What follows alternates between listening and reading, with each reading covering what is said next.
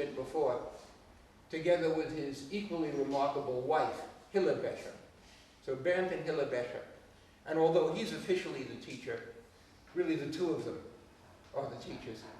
And they produce an entire school of photography, as many of you will know, right? So Ruff and Thomas Struth, and Candida Höfer, and Axel, Hütte. Blank on his name. Hütte. Hmm? Hütte. Yes, thank you.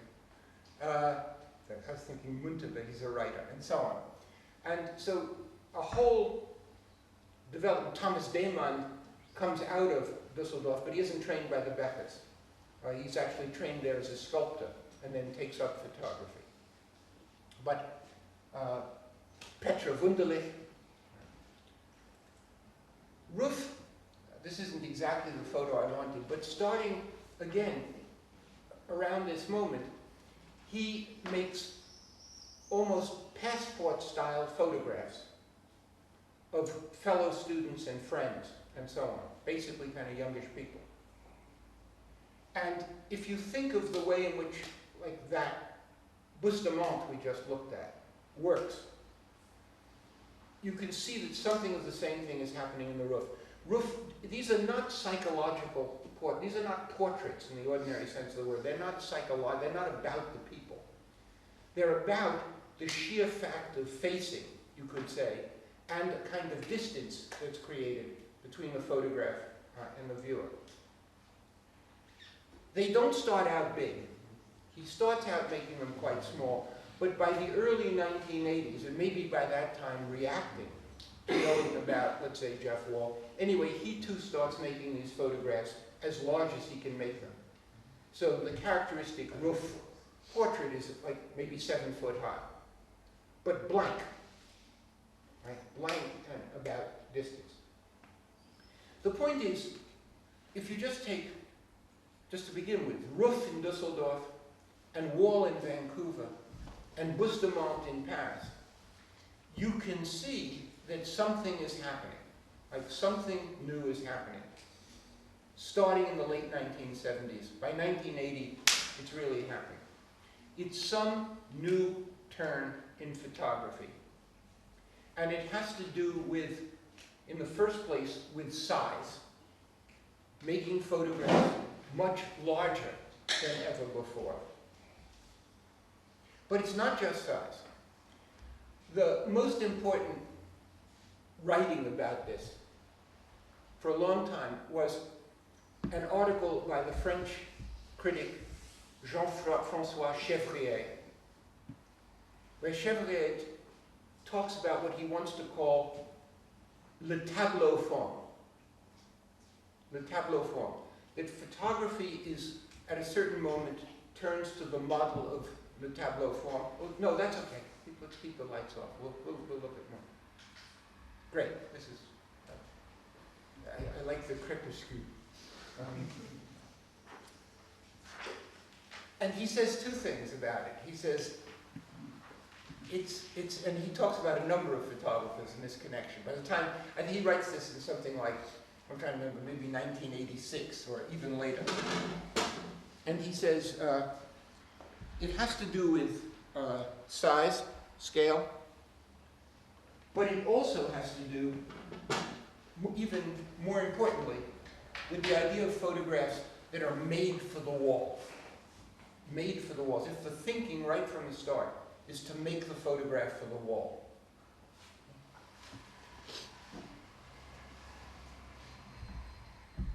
Put it this way, it's as if, until this moment, you could always take a photograph and mat it, put it in a passe-partout, and frame it, and hang it on a wall. It could always be hung on a wall. But it wasn't made to be hung on a wall. And it was very hard. I mean, when you're looking at photograph, we had Cartier-Bresson, and we had Walker Evans, and we had, the whole Paul Strand, and even August Zander, and Nadar, and had them all hanging on the wall here, one of the things you'd realize is it would be very hard for even two of us to look at one of those photos at the same time. Maybe two could. But basically it's like you look at one person looks at, and you look into the photograph. Right? You get up close and you look in. Right? That's what you're doing. There's a way in which those photographs are even made to, in some cases, to be in a book. Not to be on the wall, but to be in a book. And that's why we have beautiful, right, and wonderful photo books through the whole history of modern photography. It's a great genre. To this day, there are photographers whose work is in some ways almost like made to go into books. I think the contemporary German photographer Michael Schmidt, whom I think very, very highly of, as good as the photographs are, they look even better when they're in his books. He's a brilliant maker of books. But these photographs are suddenly made to hold the wall. I think 𝙩𝙪𝙦 is completely right. It's not just the size, and when you look at the roof, or if you think back to the 𝙩𝙦𝙢𝙥𝙨, right? The way in which the 𝙩𝙦𝙢𝙢𝙢 operates, you're not invited to imaginatively enter that space. So what I want to add to 𝙩𝙪𝙦 is one more stage in the argument. Once photographs are made a certain size and for the wall, they inherit, whether the photographer wants it or not, whether the photographer knows it or not, photography inherits something it never had to deal with before, which is the question of the relation of the work on the wall to the viewer, the spectateur, standing before the work. Suddenly, this axis, this dimension, this space, which I said was that crucial space for the whole modernist tradition, pre-modernist tradition, going back to Diderot in the middle of the 18th century, suddenly that becomes important for photography with these developments. This is my argument. This is me, right? But building on what 𝙩𝙪𝙦 says. From the late 1970s, 1980s, suddenly this space becomes crucial. And for me, many of the, or all the most interesting photographers, starting between then and now, in one way or another, are dealing with this dimension, with this set of issues. This was never, I want to say it was never before the kind of issue for photography that it became once photography was driven to scale and the wall.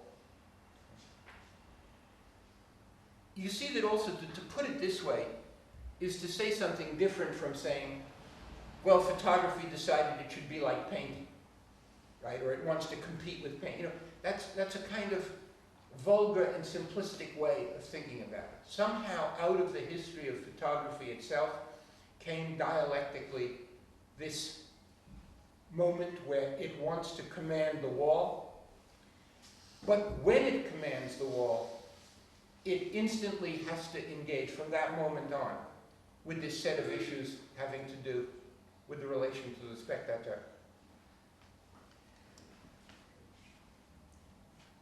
I had no awareness of this. Let's imagine that this is correct, okay? I had no awareness that this was happening when it was happening in the 1980s. I wasn't paying attention to photography. I was writing, 1980s, I was writing my book on Courbet, I was writing on Thomas Eakins, I was starting to get ready to, in the 1990s, to work on Manet, and the photography is taking place, and lots of people were aware of it, and I wasn't really aware of it. At a certain moment, I started to become aware of it. In the 1990s. And It was in the first place through Jeff Wall. Actually, in the first place, it was through a friend, a terrific American photographer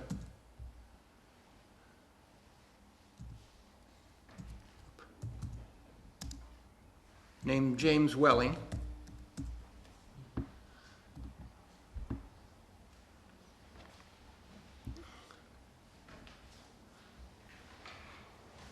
So,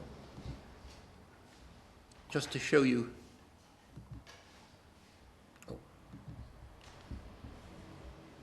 kind of beautiful Welling. Well, so that's black velvet and fila dough, right? Greek fila dough, in a beautiful photo from 1981, not enormously large, as you see. And Welling became a friend, actually, because some friends of mine they came across his work and they liked it, and they bought it, friends who were professors at Johns Hopkins. And they became friends with Welling, and Welling came to Baltimore, and I met him, and we all became friends. And then,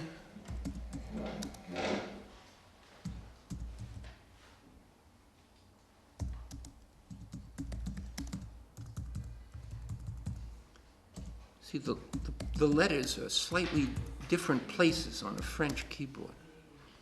So I'm constantly making little mistakes.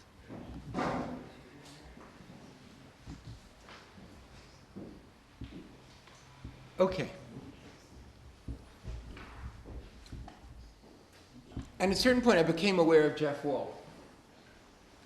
And one of the first works of his that really caught my attention was this picture. Adrian Walker, artist, drawing from a specimen in a laboratory in the Department of Anatomy at the University of British Columbia, Vancouver, from 1992. So, can you see that's a severed arm and hand. Adrian Walker has just drawn it on that pad. So,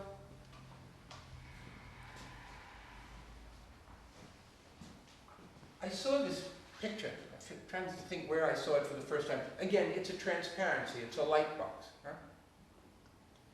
I saw this shortly, it was 1993. I saw it shortly after he made it. And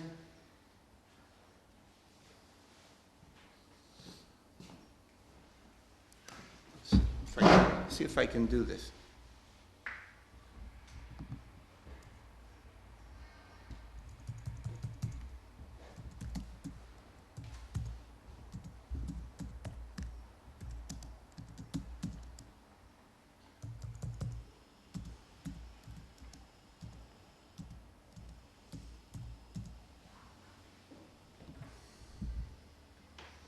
Good.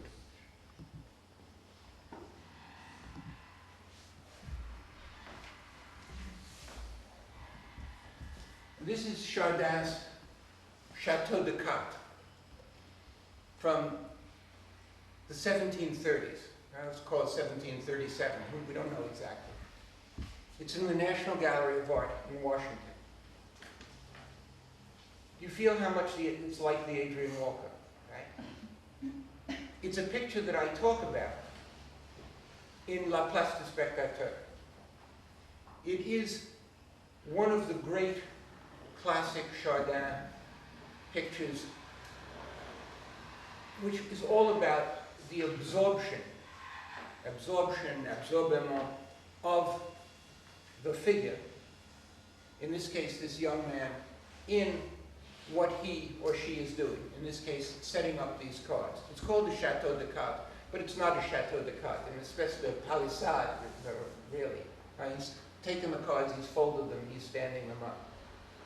It's an amazing picture, incredibly sophisticated picture. And it really captures a certain moment in the emergence of the kind of problématique that I was talking about. It's all about this kid's absorption in what he's doing. And notice how that all takes place in the lateral plane of the picture. Right? We're made to feel, that you're supposed to feel, that he is unaware of us. He's caught up completely in what he's doing. Therefore, there is a kind of 𝙩𝙪𝙨𝙥𝙚𝙪 with relation to us. Partly that's expressed in the picture, but at the same time, we are to be stopped and held by the picture by virtue of that. Our position is acknowledged by that open drawer. So you've got the plane of the picture, which is where he's absorbed. And then you have this drawer that is open towards the viewer. And I would say that the fiction of the picture is a little bit that he is unaware of the drawer. Given his absorption in that plane, he doesn't know that this drawer is open to us. In the drawer, there are two cards. Right? One card, it's a Jack of Hearts, faces out. The other card is the blank back of a card. Right? I want you to just see how unbelievably sophisticated a painting like this is. For me, it's as if what those two cards are saying is the face card, the Jack of Hearts, stands for, is a figure for the painting as it faces us. The aspect of the painting that is, as it were, always meant to be seen by a viewer. But the blank card is like the closed-in consciousness of the young man who is unaware of us, is the idea. So as if those two cards are giving us simultaneously the acknowledgement that, of course, the picture is meant to be seen. But at the same time, to function as a picture, it has to seem to be closed on the level of the subject. This is this moment. And I have a long discussion of this and similar pictures in La Place du Spectateur, which was called Absorption and Theatricality in English. And then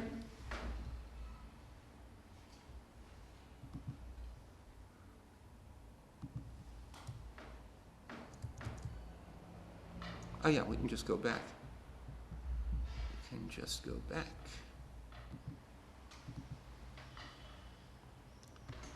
And then we have Adrian Walker. So when I saw this, I thought to myself, I couldn't help thinking to myself, this guy's been reading my book, right? He's had to have read the book. This is like a 𝙨𝙪𝙨𝙥𝙪. But I'm sure Giovanni would agree. If you're a teacher, if you're connected with a university or the École des Hautes Études, and so on. You meet various lunatics in the course of your life, among other faculty. And they think that everything that happens comes out of something that they wrote, right? They hear a lecture, and they say, oh, I said that in 1973 in a footnote. And you have to just avoid people like that, right? They're crazy. So I had this feeling, I don't know if I'm becoming crazy, I have to watch out for this. But I'd go back and I would say to my wife, Ruth, I saw this goddamn picture and I think he's read the book. And then I said, well, no, that's probably. Then, one day in the summer of, in 1995, I was in Rotterdam. I knew already that I wanted to write something about Caravaggio eventually. So that meant that I had to do a lot of looking, all the looking that I could do at 17th century painting, whether it was Caravaggio or something else. And I had the opportunity to go to Holland for 4 or 5 days, to Amsterdam. And so I went, and every day I got on a train, and I went to 1 or 2 other Dutch cities and just looked at paintings. And this particular day I went to Rotterdam, and I went to the Boijmans Museum. And I looked at all the Dutch things, but there was also a little sign that said, Jeff Wall exhibition. So I thought, okay, that's great. And I walked around and I couldn't find it. But I then saw there was a kind of corridor with a whole bunch of people. It was lunchtime, drinking little cups of coffee and eating little sandwiches. So some kind of event. And I thought, well, those are people that belong to the museum. I'll ask them where the exhibition is. So I went up to one guy and I said, can you tell me where the Jeff Wall exhibition is? And he laughed. And he said, you want the Jeff Wall exhibition? I said, yes. He said, here is Jeff Wall. So it was the day of the opening of this exhibition, and there was Jeff Wall. So I said, oh, you're Jeff Wall. I said, yeah. I said, well, that's fantastic. I'm very interested in what you do, and it's a pleasure to meet you. And he said, well, who are you? I said, I'm Michael Fried. He said, Michael Fried, Michael Fried. I said, yes. He said, I've been reading you for years. So I wasn't crazy. And then at the end of the day, we sat down, we had a long coffee for about, and then we became friends, and we visited each other, and that was really, for me, the beginning. Oh, you know, I thought, whoa, this is amazing. And I started to pay attention to what was happening in photography. That's really, that must have been like 1995 or something. And I started to pay attention to more, and then I became very, very interested. You know, what was happening seemed to me fascinating. And I knew so much less than other people, but part of my luck was that all of this had been going on long enough. The museums were beginning to put on really big exhibitions, right? So Thomas Struth had a whole retrospective at the Metropolitan Museum of Art. Gursky had a retrospective at MoMA. So for someone in my position, trying to catch up, trying to learn fast about stuff that I had not been following, that was a great opportunity. It was, you know, very lucky that there was all these big exhibitions to see. And I got to know some of the photographers, and I also started to just pick people's minds. I mean, I would talk to anybody who knew a lot about this and just try to learn what they could tell me and what should I read and what should I look at and so on. So I got, you know, very interested in this. I still didn't necessarily have any plan to write about it. Then in 2002, I gave 6 lectures on Caravaggio at the National Gallery of Art in Washington.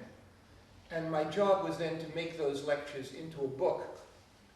But around 1 year later, 2003, for some reason, as I was thinking about all this photography and looking at it, I felt I saw how a whole lot of it went together, precisely with respect to this issue of the relationship between the photograph and the viewer, okay?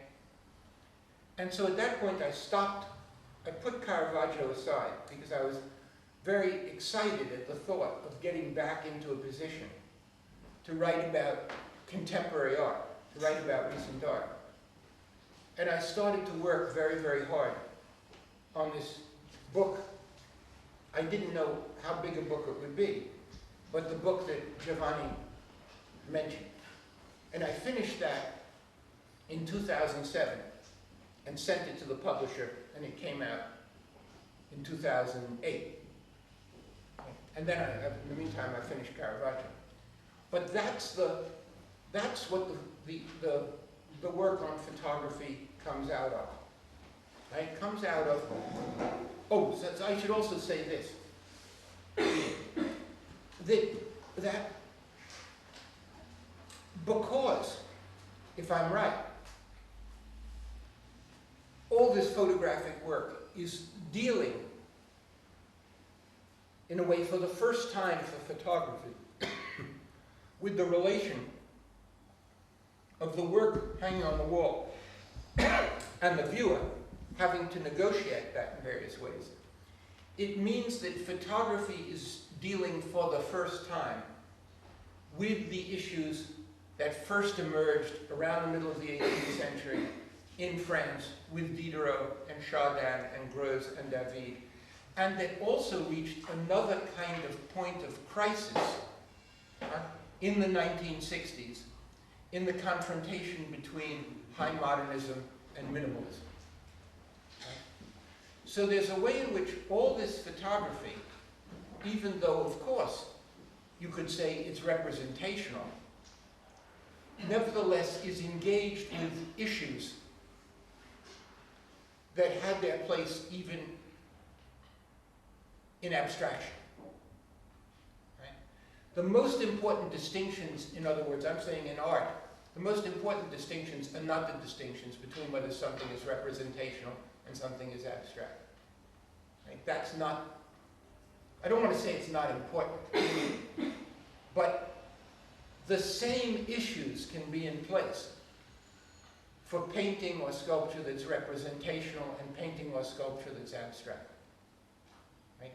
That's just not the crucial issue, ever. Now, the crucial issue is going to be how do these, for me the crucial issue will be how do these works negotiate the kinds of problems I'm talking about. And for me the fascination of all of the photography I'm writing about in this book is that it deals with this in different ways. Okay, so probably been talking about an hour and a half. Why don't, maybe the thing to do, is there anything, any question that anyone, should I stop for a minute and we have some discussion? Does that make sense?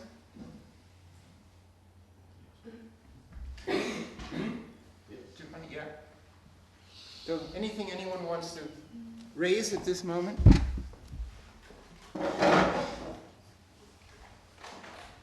Well, let me just say a little bit more. Take this picture.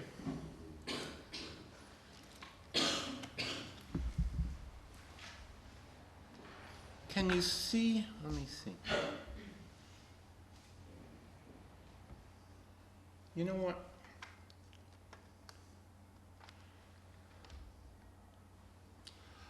I have a slide of this, Giovanni. It'll probably be clearer. You want to see it larger? Yeah, in this.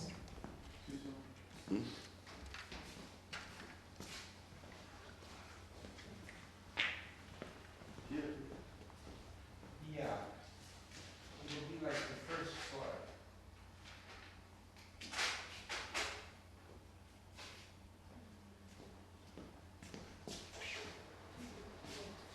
Yeah, you get that.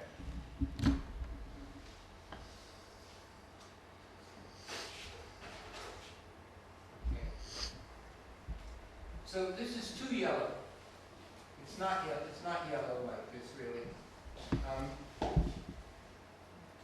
But it's a little clearer than, it's bigger. Good.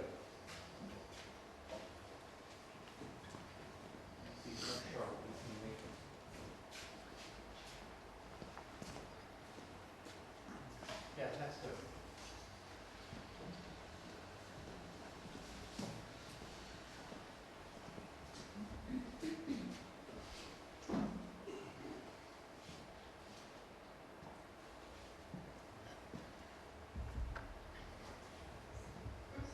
So there's an interview between Jeff Wall and a critic named Martin 𝙨𝙪. 𝙨𝙪 refers to this as a portrait. He likes this picture. And Wall says, well, I'm not so sure it's just a portrait. He says there are other ways of thinking about it in terms of genre, in terms of the type of picture it is. And the actual picture is roughly that size, maybe a tiny bit smaller.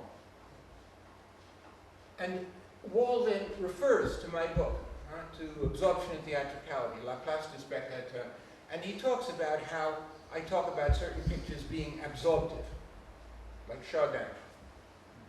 And he says, you would think of this as an absorptive picture. The figure absorbed.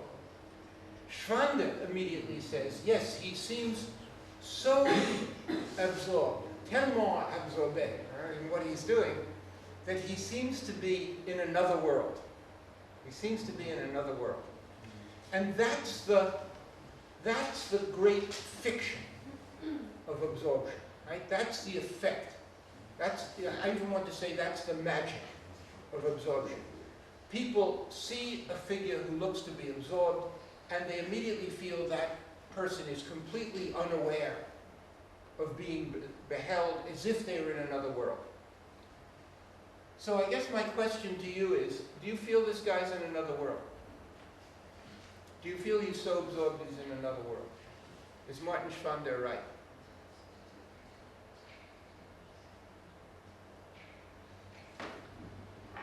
Another scope is in the size of the arm, and all the details is drawing about the arm, so it's in the world of what is drawing the arm itself, the anatomy of the arm. Yes, but do you feel he's completely in that world? How would we want to characterize his state of mind? I mean, he could be in the world of just drawing that arm, but is that what we feel? No, maybe it's looking just above the drawing and thinking about something else. Yeah. Yeah. What other I things? think he feels that he's being photographed. You think he's aware of being photographed? Well, Yeah. Why? because the camera is quite close. Yeah. But it's good that the drawing is quite almost complete, so that he took his time. Yeah. So it's good. Yeah. Otherwise, it would be very just about photography. I mean, about the process of being photographed. What do other people think? What do you think? Maybe yesterday you told us about this phase of recul, Yes. and here maybe he has a distance with the fact of drawing. He is A distance from what? from the act of From the act of drawing. because he's Yourself. thinking he's like in a pose or Yeah, it's like in a pose. Yeah, I think what you're saying is right. In other words, I think what Wall, this is very characteristic of Wall. Wall is a very sophisticated artist, huh? Like Chardin, but different. And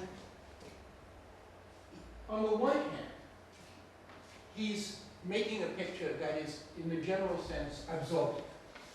So it invites us to think that this guy is absorbed in what he's doing. He's absorbed in making the drawing. He's absorbed in, and therefore it's as if we might be inclined to think he's unaware of anything else. So that's what Schwander is saying. Right? He's in another world. But the more closely we look, in the first place, the drawing is really finished. It's just about done.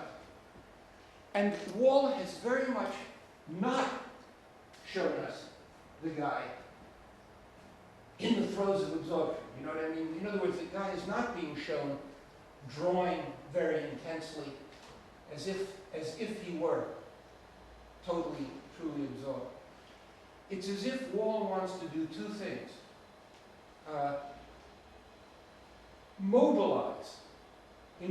Mobilize the whole set of issues connected with absorption, absorbement, oubli de soi, and so on. And at the same time say, look, if you look closely, this guy is not absorbed.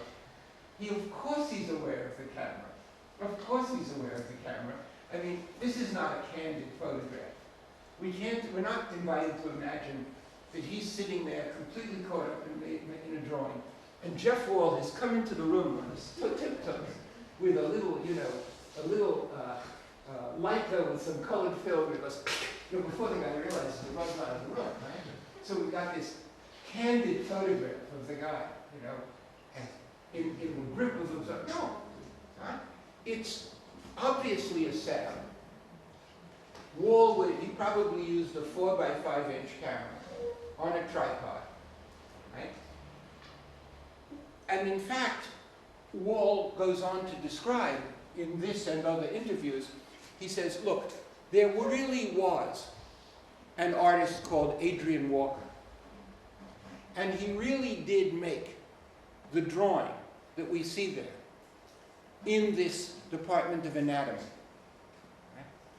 And there probably was a moment right after he finished his drawing. And then Wall has a wonderful phrase, a complicated phrase, where he says something like, when he was able to see and compare both his drawing and the specimen. When he was able to see and compare. You know, he doesn't say when he lost himself in contemplation of both, you know, when he was able to see and compare both the drawing and the specimen. There probably was such a moment, but this is not that moment. This is a moment that I recreated working with him. And knowing Wall, you know, this may have taken, Wall might have worked on this with this guy for a week and taken many, many photos and tried it slightly this way and tried it that way. And even the photograph as we see it was then probably reworked with a computer in Vancouver. He might even have put together several photographs to make this. In other words, he might have been happy with the figure, but he didn't quite like what was happening at the right in the same photograph, so he could have then sutured onto it the right-hand portion from it. I don't know that. But I do know that when a photograph like this for Jeff is the result of a lot of work. Right? And so what we have is simultaneously, you have a very complex picture. You know, a deliberately complex picture.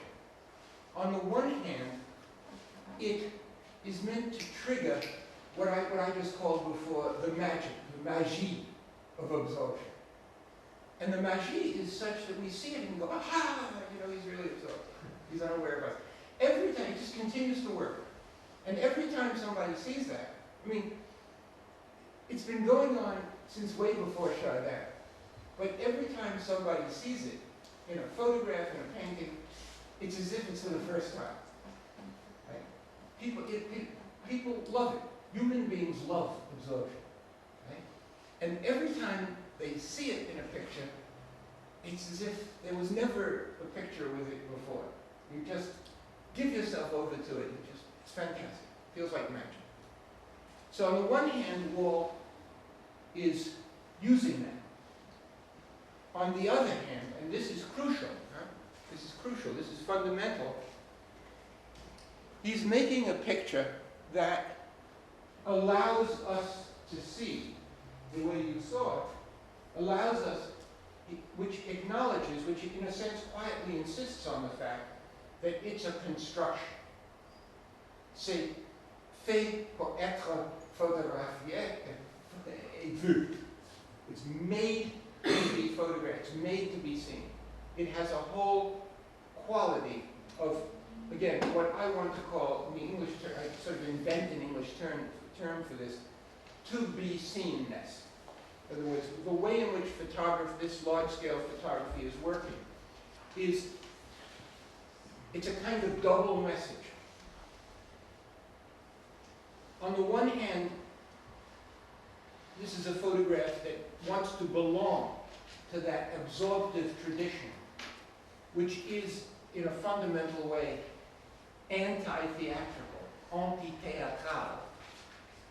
But coming after minimalism, coming after the 1960s, and that whole confrontation, it also feels that it has to acknowledge the fact that it is made to be seen. Right? So both things are going on.